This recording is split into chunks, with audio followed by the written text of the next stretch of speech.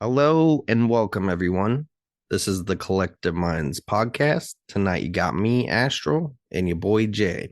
Yeah. This episode is the official PizzaGate episode and everything you need or want to know about it. Let's jump right in.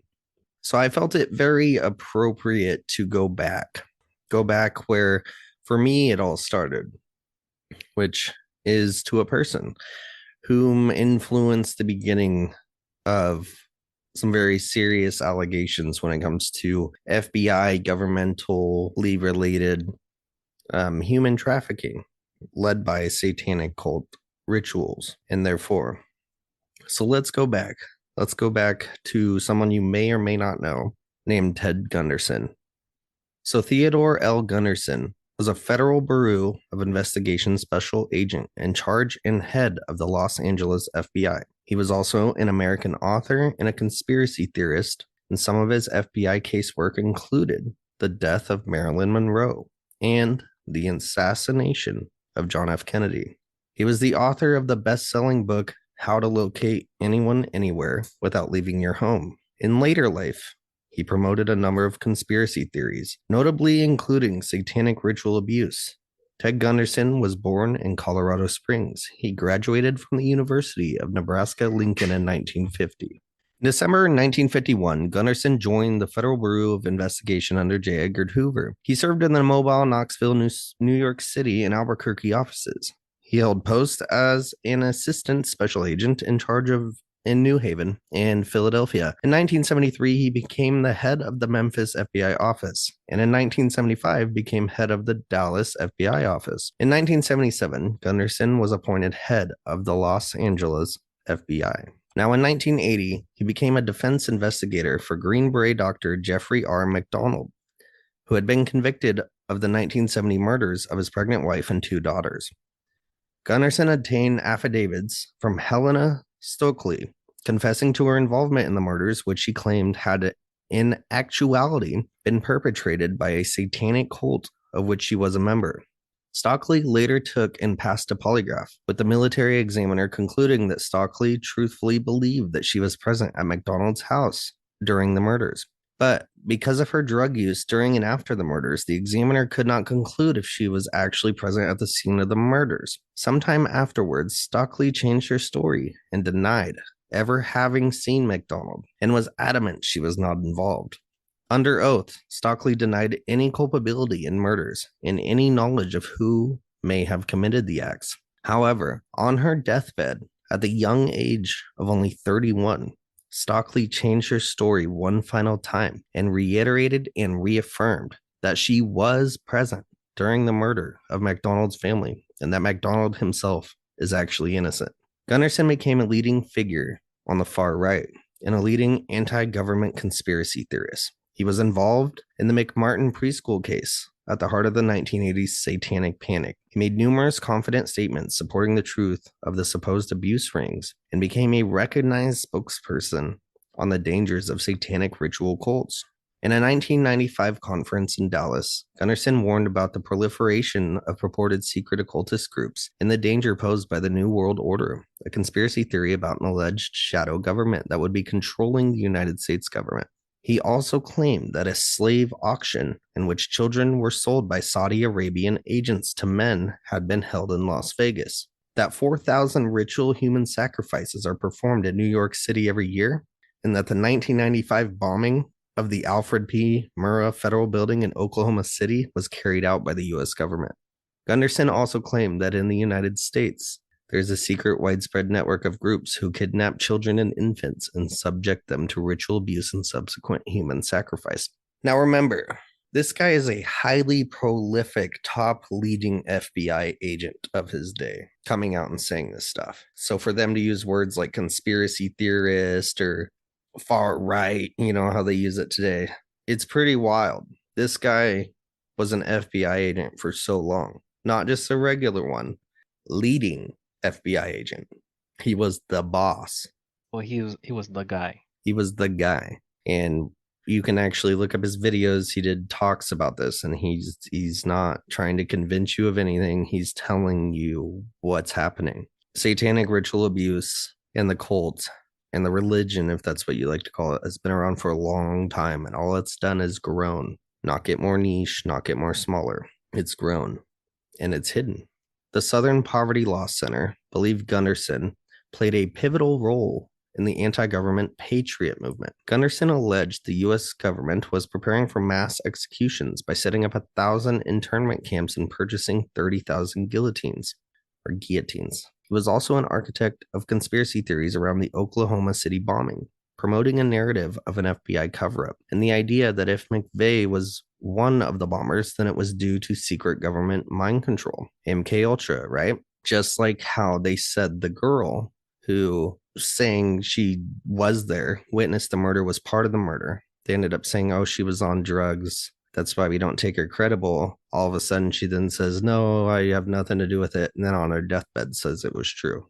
Gunderson had an association with former music producer and conspiracy filmmaker Anthony J. Hilder. Hilder had interviewed him regarding the 1993 World Trade Center bombing. He also appeared in Hilder's Reichstag 95 and Illuminati 9/11 documentaries. Gunderson did not believe that Sonny Bono died in a skiing accident. Instead, Gunderson alleged that top officials linked to an international drug and weapons ring feared the singer turned politician was about to expose their crimes, so they had Sonny murdered on the ski slopes and staged the results as an accident. Interesting. So the take home from this is that before the word PizzaGate ever came out, this top guy, the FBI guy, was talking about this. Many people were talking about this. This guy brought it to light a lot, and it's been being covered over and over for a very, very long time, quite possibly hundreds, if not thousands of years. Satanic ritual occultist.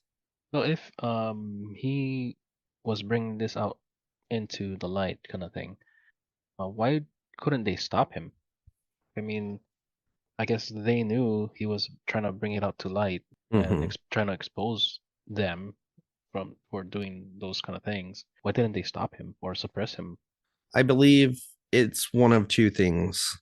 One, he was a powerful man, and two, it wasn't getting as much traction as it was today. Back then, the terms conspiracy theorist or, stuff like that. I mean, as I read these articles, these are opposing article views of him. So when they call him these things, that's the same verbiage they were using back then. And I think just more suppression. I mean, it wasn't on the news. It wasn't blasted everyone. I mean, it's satanic panic was obviously a red flag psyop to make people think, oh, if you believe there's Satanists or rituals or large amounts of human trafficking going on because of satanic ritual abuse, you're crazy. And that affected back in the 80s. I think that kind of rolled forward because it says it was right amongst the midst of the satanic panic, which is a governmental psyop to cover up back then when a lot of people were coming out saying this stuff. I think the better question for that would be, where's the people in between that time and just a few years ago? Because anyone that's talked about it commits suicide, allegedly, right? Yeah, and we have a rise in suicides. Oh, yeah. We're going to get into suicides here shortly. All right. So let's get back to Pizzagate. When did it start, right? So let's first talk about Hillary's emails. If the people don't know, right? Hillary Clinton drew controversy by using a private email server for official public communications rather than using official State Department email accounts maintained on federal servers.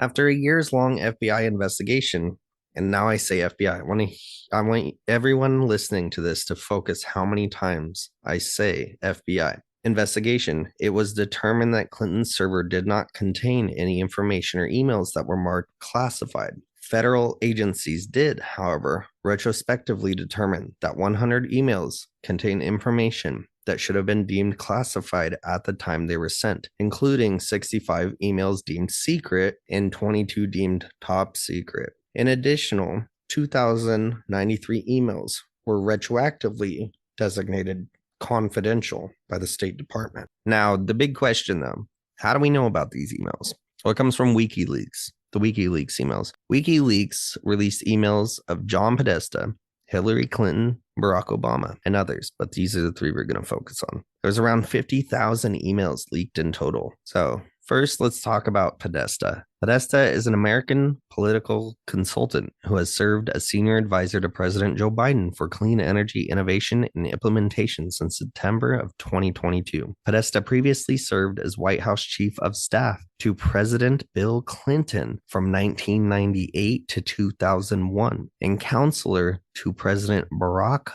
Obama from 2014 to 2015. Before that, he served in the Clinton administration as White House staff secretary from 1993 to 1995 and White House deputy chief of staff for operations from 1997 to 1998. So this guy, Democrat, has been in the literally White House for a very long time. Very powerful person, consultant. I mean, he's working for Biden right now. He's worked for Obama, he's worked for Bill Clinton, and he's worked for Hillary. Work for the What was that? He worked for the establishment, basically. Yeah, he's worked in this house of cards for a very long time.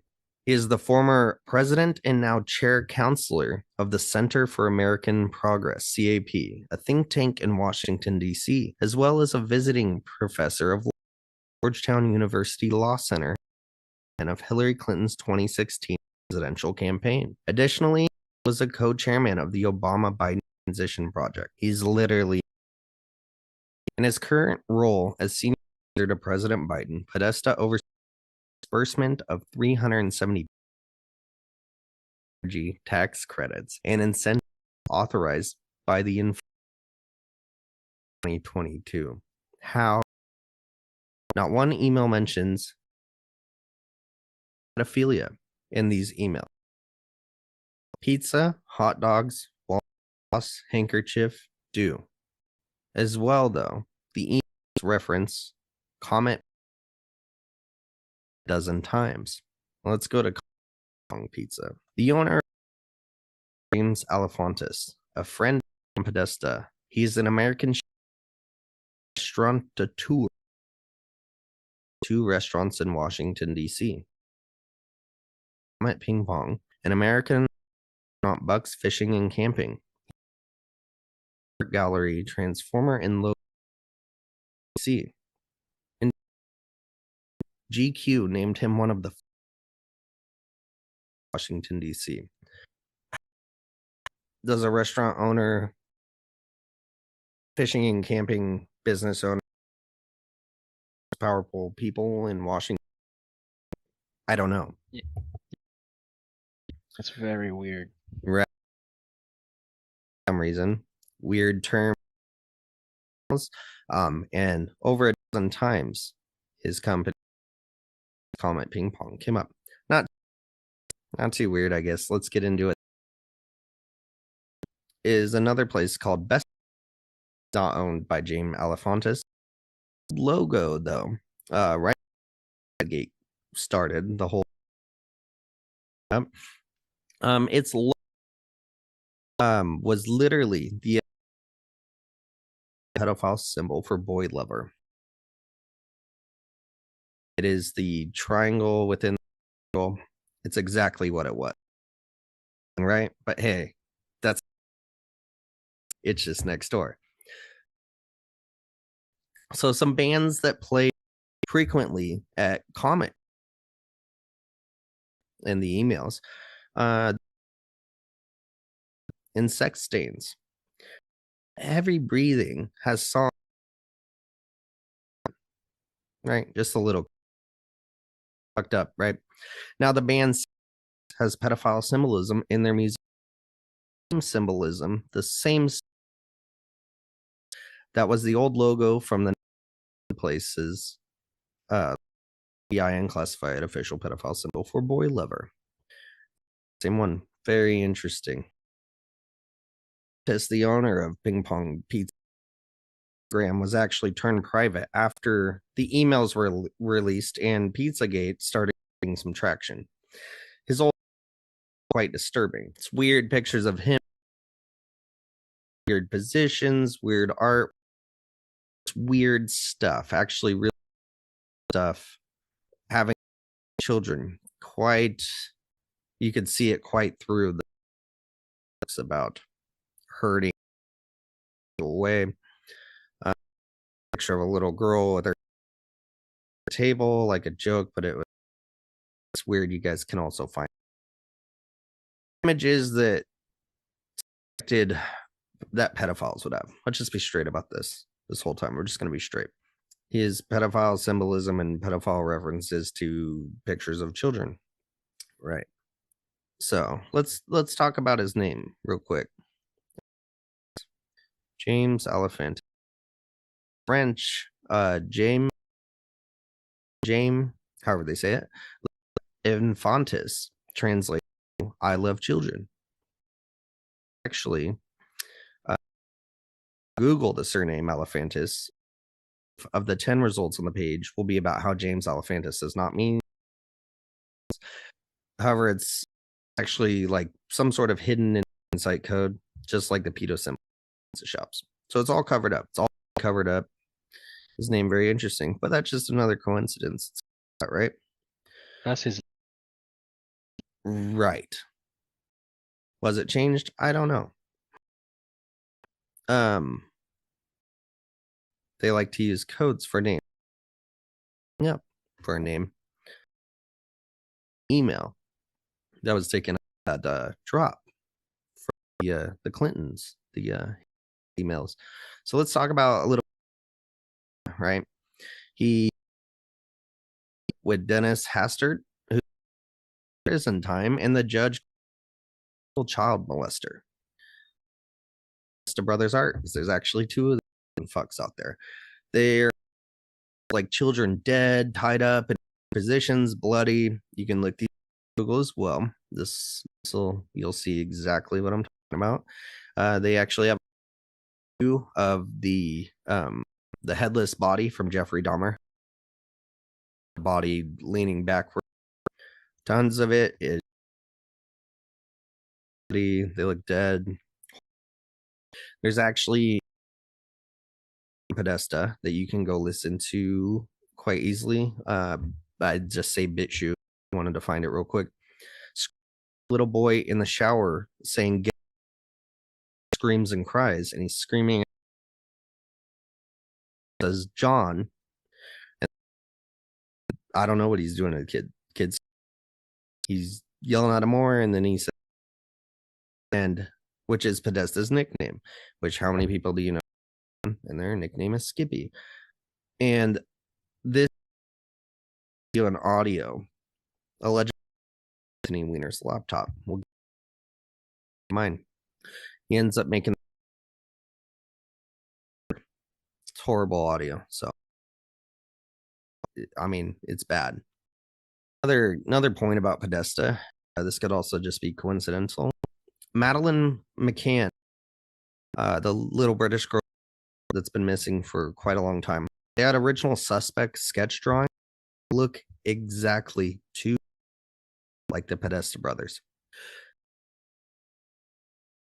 back then, who is a female exactly like someone we all know after the Epstein case.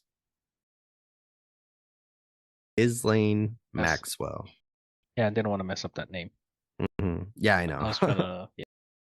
Gotcha. It's all right. It's a foreign name. Yeah. Ghislaine Maxwell. That just sounds coincidental.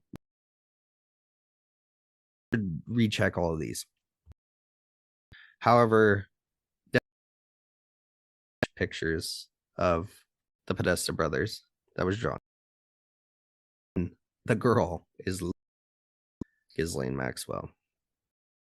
Back to the emails, right? Here's an email to Podesta from someone, and I'm gonna tell you name, and then I'm gonna tell you what the name means, and someone with that name. So I think it's just like a just cover name or something, you know. So this together, and I want to see you, and then what you think. Base abuse is an article. Unfortunately, the next expose takes places, particularly involving a military daycare center. Came to light in 1987. New York Times. allegations of abuse involving 60 children at the Presidio military base. I would like to point out that this article claims had surfaced at more than 30 military care centers across the country is 3 years before its publishing, including some of the most esteemed bases such as West Point and Fort Dix. It would be impossible to lay out the cases for each one here, but I would like to share this quote from the San Jose Mercury News. Children at West Point told stories satisfyingly familiar. They said they had been ritually abused. They had had excrement smeared on their bodies and been forced and drink urine. They said they were taken away from the daycare center and photographed. At the Presidio, at least 4 children were, and up to 60 had signs of abuse. The most exposés into the case were written by Linda Gold, the San Jose Mercury News, in an article titled 44 Abuse Case at Presidio Quietly Closed by U.S. The events are told in chilling detail. The first victims to come forward were aged 3 and 4. Interestingly, the Presidio Child Care Center was not closed until over a year after these allegations came to light. Initially, charges were only brought against one man, Gary Hambright, a civilian employee. Later, it was revealed that police were investigating a man named Michael Aquino, Lieutenant Colonel.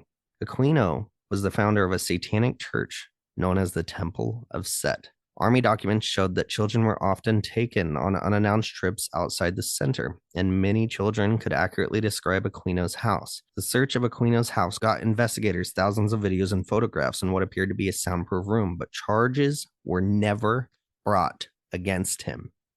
So there's satanic rituals inside of the military back in the late 80s of at least 60 something hundreds of kids, thousands possibly. So this email was sent to John Podesta from someone that goes by Amrita. It says, "Trust you received the Army cookbook I sent to you by now. Warm regards, Amrita." Podesta replies, "Of course. Thank you so much for the cookbook.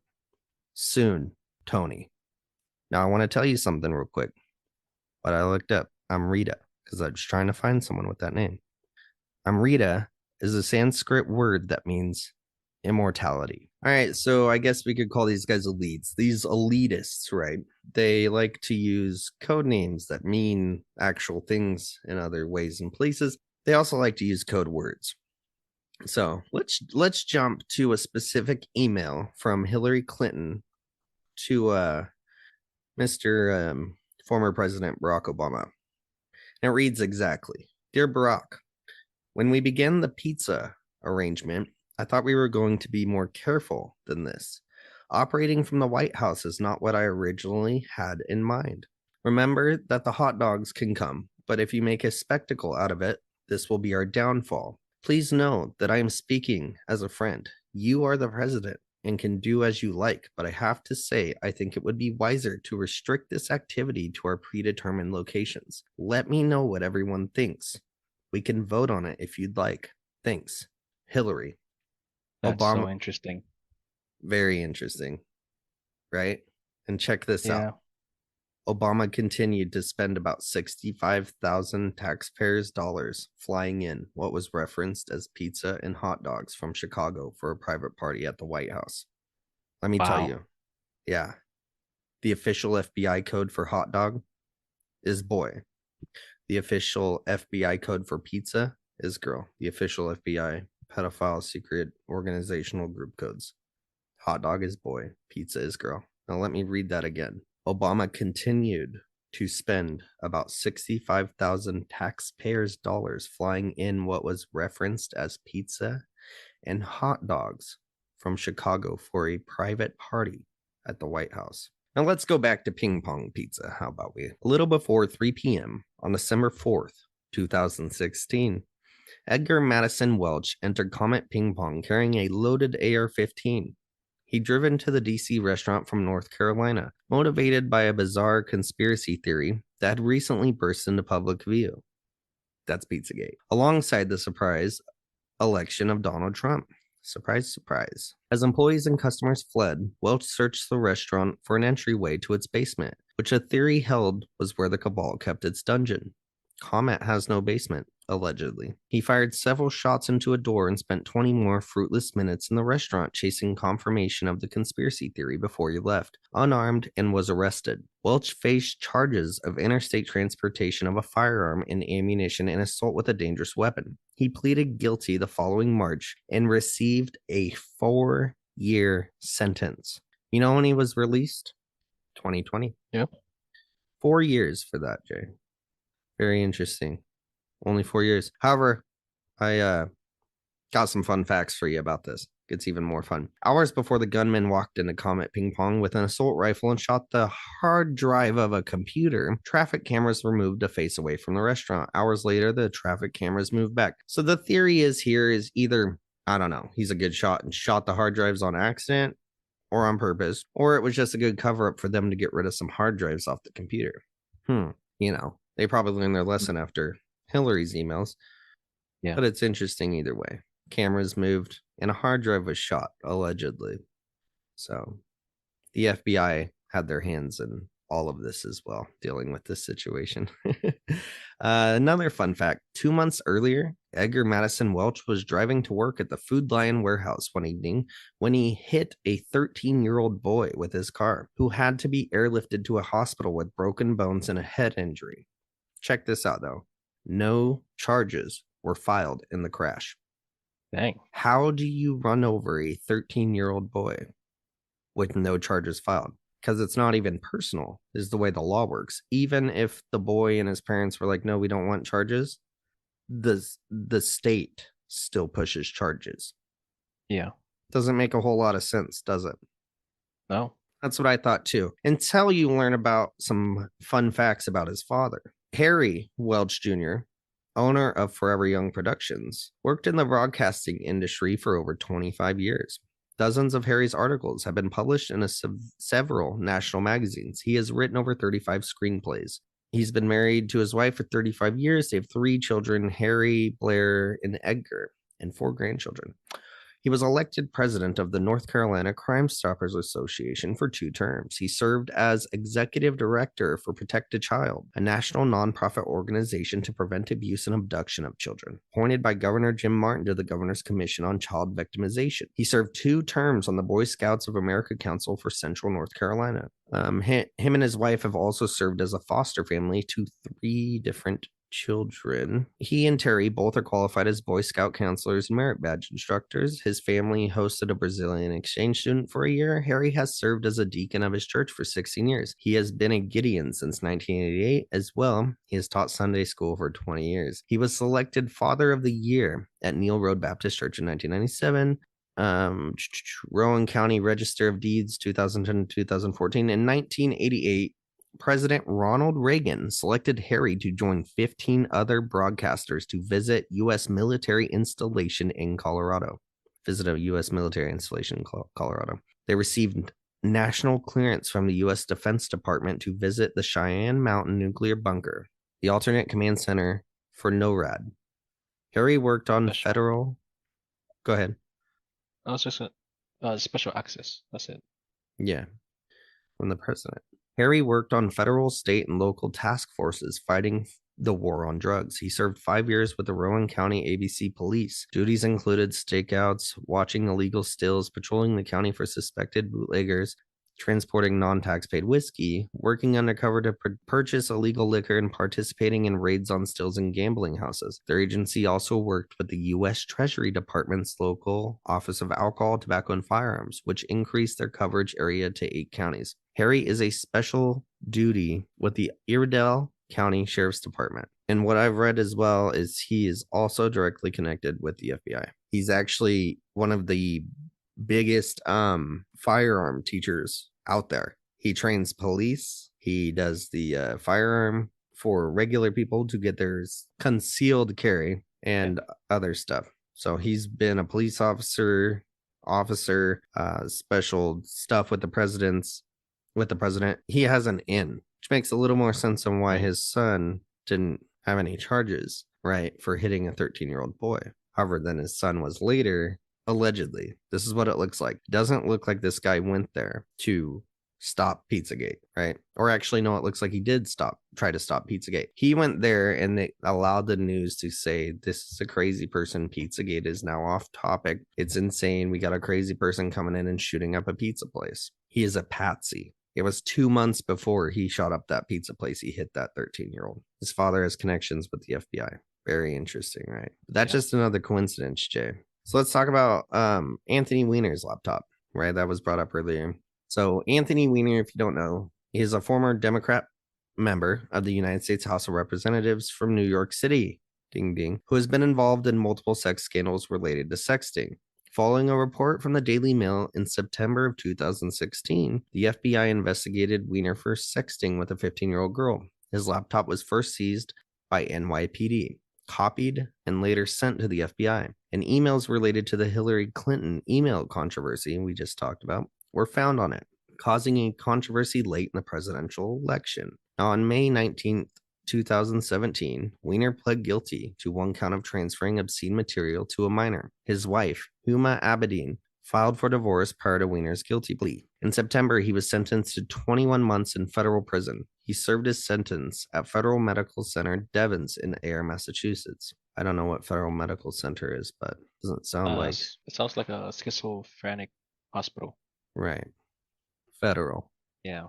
So let's talk a little bit about his wife, because his wife is also highly in with the Clintons and the Obamas and all that good stuff. So Huma Abedin, Weiner's wife at the time, ex-wife now, is an American political staffer who was vice chair of Hillary Clinton's 2016 campaign for president of the United States. Before that, Abedin was deputy chief of staff to Clinton when she was U.S. Secretary of State from 2009 to 2013. The same year she was doing those illegal emails, right?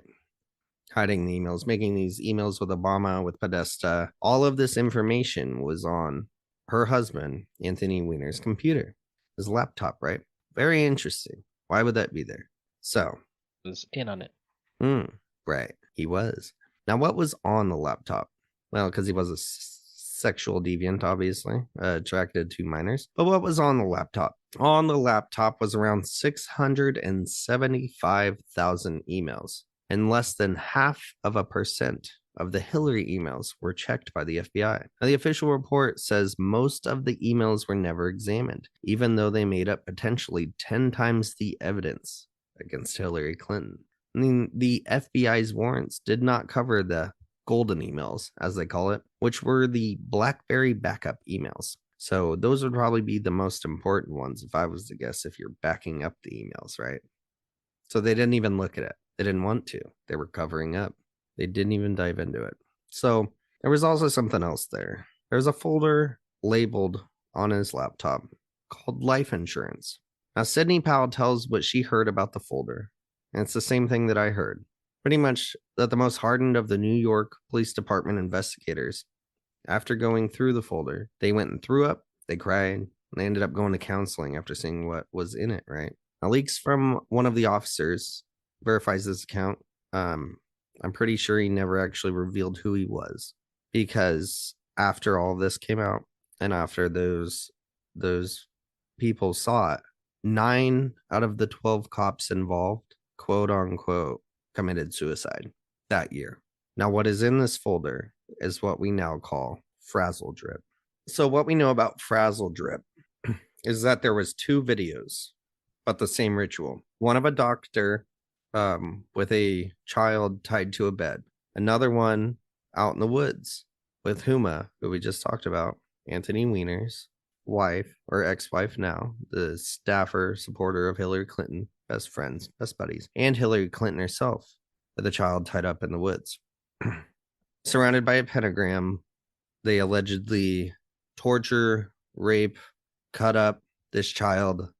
The officer tells the story of Clinton roughly cutting off the child's face while she's alive, puts it on her face as a mask, jumping around, intimidating the child, making the child screaming, pain, all that stuff. And eventually cut a Z into the stomach, pull out intestines, and about that time they're chanting at the same time. Allegedly, they use these long tongue tweezer things to pull out of her nose up into her brain the adrenal gland. Allegedly, some sort of dark entity is called, or appears, or shadow, something is being brought up, and pretty much it's bringing the demonic through the blood of a child. It is a satanic ritual, and they're drinking the blood, all that stuff. Hillary Clinton and Huma split the pineal gland in half, or what they have of it, and each eat it. And that's allegedly what this video shows. That's Frazzledrip. It's a satanic ritual based pretty much to slight God, to get evil beings to do their bidding one way or another. It's a human sacrifice is what it is. Welcome to the world of human sacrifice, everybody. So let's go into this real quick. What is adrenochrome? Because that's a big part of that ritualistic sacrifice. It's adrenalized blood. It allegedly has reverse kind of aging effects, and it's an incredible high, is what they say. Supposedly used by elites all over the world, celebrities, everyone, you name it, that's part of this big group that we're not in. Now, I've heard that adrenochrome is only taken from children because for some reason the adrenalized blood of adults actually has the opposite effect and makes you very sick. So it's taken from children. And that would explain a lot with these satanic rituals. So it's been portrayed in movies and other things many times. Got some theories on it. So I believe that this isn't all just this trafficking. Most of it isn't about sex. That's part of it. This the sex magic, the sex rituals. It's all for one thing. It's satanic worship. They believe in what they call their God. And it is real. If you believe in God, you believe in the devil. And this is a growing thing, like we said from the beginning, or like, was read. It's gotten only bigger, more progressive, more constructed. That's why it's so hidden. Most children are bred inside of the cult, inside of their what they call a religion. It's bred inside. Undocumented children. Right. But they need more than that. So how do they get more? Human trafficking from other countries are quite the obvious one. Because in a first world country like the United States, kids do go missing, but patterns are easily seen, and not every detective can be controlled. There's a lot of people out there with a lot of ways of finding or hunting down or doing detective work to figure this out. So the way they typically do most of this is through children in other countries, foreigners, third world countries. So let's jump ahead. Let's go to Trump. Let's go to Trump's era, back when he took, because all of this plays out right before, during the Obama administration, or towards the end of it, and then during the time Hillary Clinton was running against Trump. That's when all this stuff came out up until now. Now, during Trump's administration, he signed in an executive order to stop high-profile international human traffickers. And it is believed widely that through the release of all of these emails and the cover-ups from the FBI and the evidence that was presented actually influenced this decision. And I believe it was late 2017 when this happened. I'm not sure, but it happened quickly. And within a year, more traffickers were caught and more children were saved than the entire 8 years of the Obama administration. Reason? Very soon after Trump signed this executive order, Epstein was caught.